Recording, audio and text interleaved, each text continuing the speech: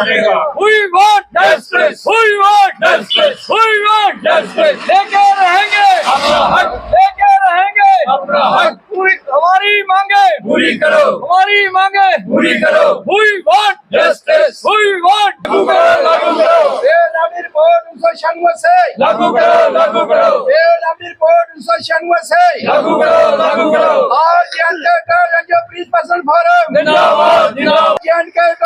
Police person forum जिंदाबाद, जिंदाबाद। We want justice. We want justice. We want justice. हम क्या चाहते? इंसाफ। हम क्या चाहते? आगे झुकना पड़ेगा। इंसाफ के आगे झुकना पड़ेगा। इंसाफ के आगे झुकना पड़ेगा। लेके रहेंगे अपना। सर, ये जो हमारी बड़ी देराना मांग है, एक 96 से लेकर आज तक हमारी किसी भी गवर्नमेंट ने नहीं सुनी। फिफ्थ पे कमीशन जब से लागू हुआ तब उस वक्त हमें पुलिस को जो एएसआई हेड कांस्टेबल दोनों रैंकों को डिनाई किया गया।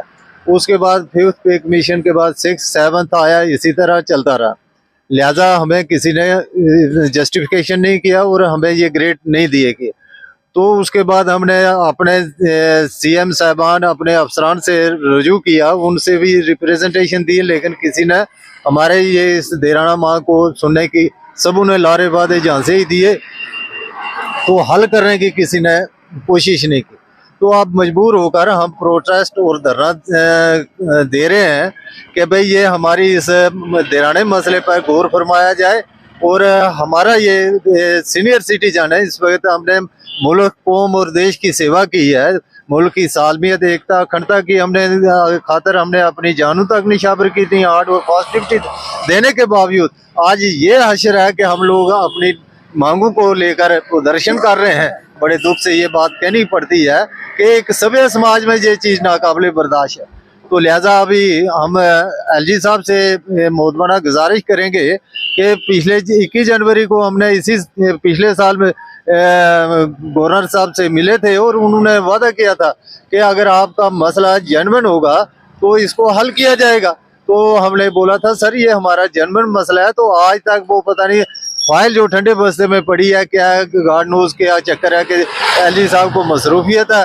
तो मैं आपके माध्यम से उनको ये कहना चाहूँगा कि हमारे इस देराने मसले पर गौर फरमाया जाए और हमारे साथ इंसाफ किया जाए। और इसमें अब कुछ एक हमारी जो अपनी एनजीओ की जो जिन लोगों को 2016 में मैंने जाके श्रीनगर वहाँ पर प्रोविंस प्रेसिडेंट बनाया, तो वही लोग अब आकर पैरेलल अपनी दुकानदारी चलाने के चक्कर में और पैरेलल एनजीओ बनाकर लोगों से गुमराह करके पैसे इकट्ठे करके और गवर्नमेंट से ग्रांट लेकर तो वो अपनी दुकानदारी चला रहे हैं। तो मैं अपने साथियों से ये बात कहूँगा कि उनसे बाज रहिए और अननेसेसरी किसी को अपना पैसा मत दीजिए। तो अगर गवर्नमेंट के खजाने में जो गवर्नमेंट की स्कीम्स होती हैं बिलो पॉवर्टी लाइन, वहाँ पर जस्टिफाई नहीं होता, वहाँ पर घोटाले और गबन हो जाते हैं। तो ये सिविल लोग जो पैसे लेकर इकट्ठे करके आज तक इनका जो वहाँ पर रिकॉर्ड रहा है श्रीनगर में, वो भी इसी तरह बता रहा है कि आपस में पैसों के चक्कर में कशमकश है।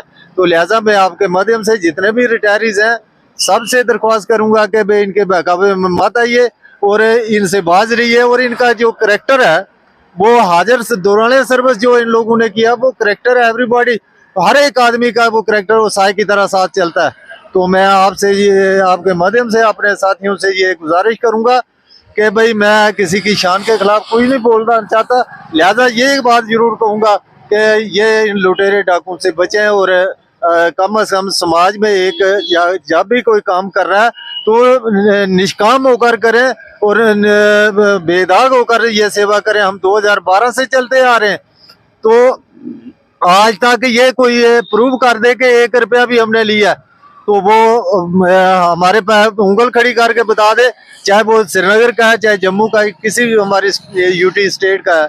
लद्दाख के भी ये नहीं कह सकते कि इन लोगों ने पैसे लिए। जो हमारे फाउंडर मेंबर साथ में चलते हैं और आगे भी हमें इसी विजन को लेके चलेंगे कि हमने निष्काम सेवा करनी है। और जो जब तक हमारा ये पे एंड अमली का मसला हल नहीं होता तब तक हम इस स्ट्रगल और जदोजहद को हम पीछे नहीं हटेंगे और ना ही छोड़ेंगे।